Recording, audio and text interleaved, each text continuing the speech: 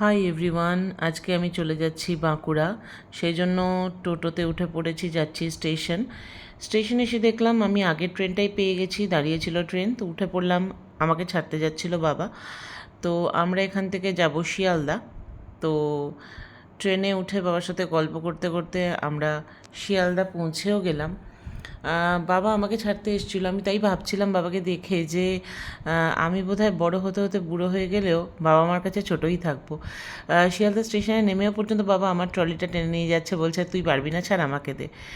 যাই হোক, আমরা তারপরে শিয়ালদা থেকে ক্যাব করে হাওড়া ঢুকে গেছি। আমি অনেকটাই তাড়াতাড়ি পৌঁছেছিলাম। হাওড়া নিউ প্ল্যাটফর্ম থেকে আমার ট্রেন ছিল। তো এই এসে আমার বসে থাকা শুরু হলো। এক তো বিফোর টাইমে গেছি, আমার 4:50-তে ট্রেন টাইম ছিল, আমি 3টের আগে ঢুকে গেছি। এবার বসে আমার আর ভালো লাগছে না, সে এক নাগাড়ে বসে আছি, তো বসেই আছি, তার মধ্যে ট্রেন লেট। 4:50 ট্রেন এসছে 7টার সময়।